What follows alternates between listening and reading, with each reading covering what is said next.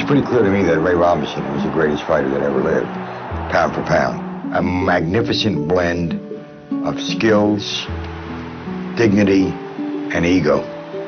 Beginning, I guess, the last year of the war, we became more and more conscious that here was a guy who had won already like 75 fights or something, and couldn't get a championship fight. Not because he was black or anything, people wouldn't fight him. They thought they were going to lose to him. In his first 40 fights, he was undefeated, lost to LaMotta in 43, reversed that same month against LaMotta, and then goes on not to lose another fight until 1951 against Randy Turpin. The Polo Grounds, New York. Sugar Ray Robinson enters the ring to try to win back the world's middleweight title he lost just 64 nights before in London to England's Randy Turpin. The ringside is jam-packed with celebrities.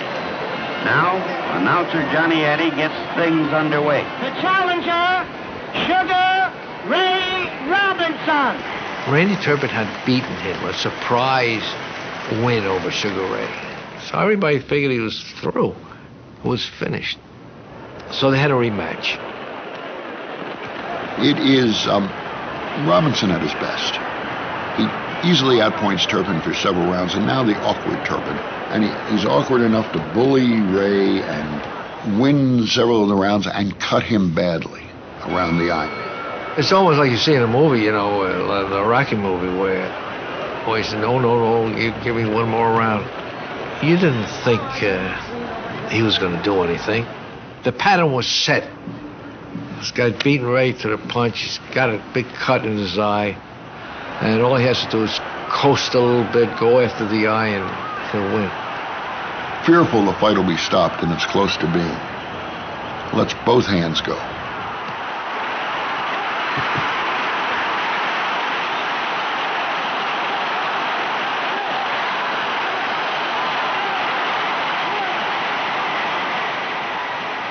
If he was going to stop him, the fight was going to be called.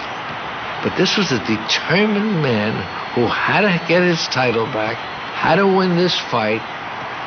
Desperation set in, where if he doesn't do it, it was a do or die.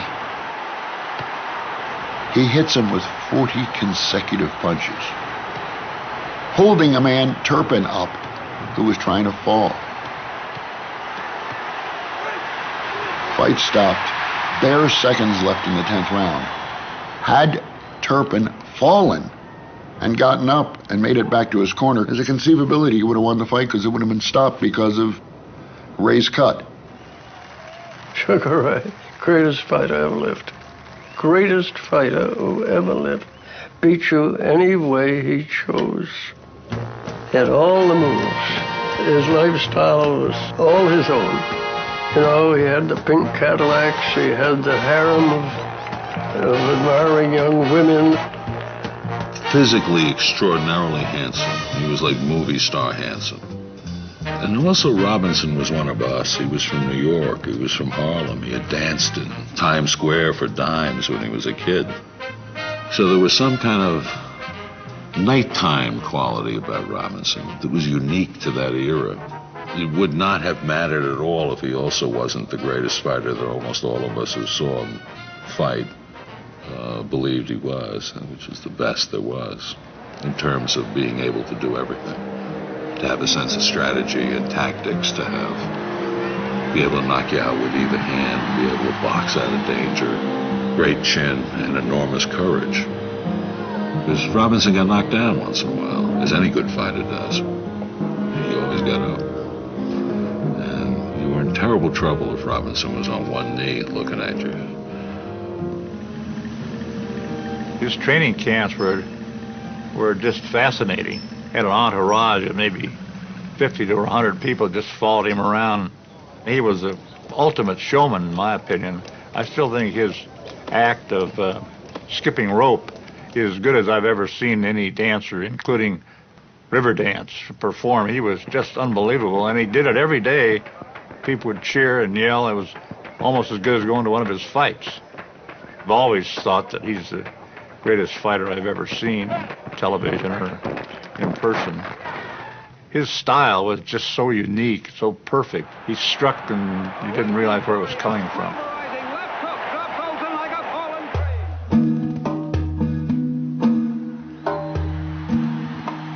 I saw him at his best, and I saw him when he was above the hill a little bit, trying to regain his title from Gene Fulmer. Fulmer has never been knocked down in his life. Fulmer can take more punishment than any middleweight, and he's beating Sugar Ray again. All of a sudden, it's all over. Left hook. One punch. A left hook from Sugar Ray Robinson. Fulmer down for the first time in his life. A picture-perfect left hook. So picture-perfect, in fact, that the World Book Encyclopedia has it as the opening of its boxing chapter as the picture-perfect punch. He was the most graceful, most beautiful fighter I've ever seen. And he could hit. He could hit with either hand. I saw him go all the way up to the light heavyweight. He boxed Joey Maxim for the light heavyweight championship in 120 degrees. It was 13 rounds. Of the 13 rounds, I think Sugar Ray probably took 12 of them. But the problem is he was putting on a show. And in the 10th round, the referee, Ruby Goldstein, actually fainted from heat. And they had to carry him out and bring in a new referee, Ray Miller. Ruby Goldstein, the referee, wanted out. He was going to pass out from the heat. It was very hot. By the 11th, Ray is going in slow-mo. And by the 13th, he stows a punch and lands on his face. You have to carry him back to his corner. Some people will tell you he was near death that night. I mean, they really had to revive him. He was, out.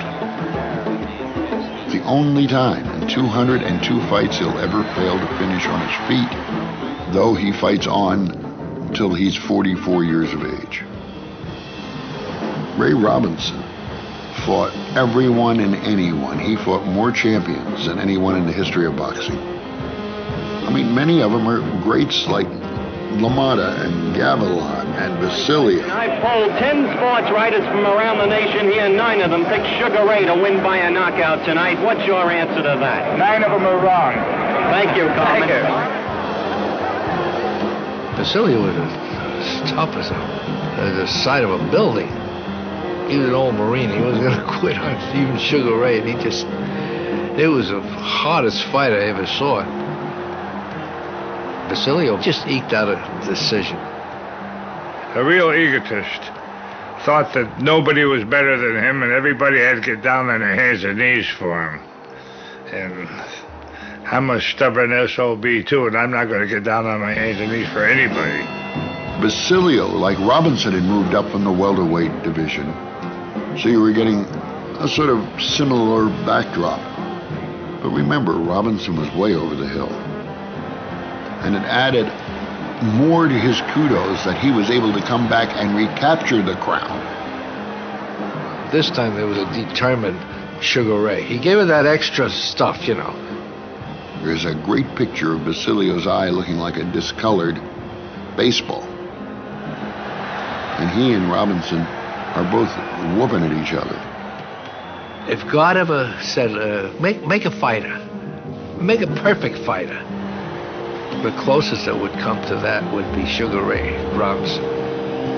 He was the greatest. Pound for pound, the greatest fighter that ever lived. There's no question about it.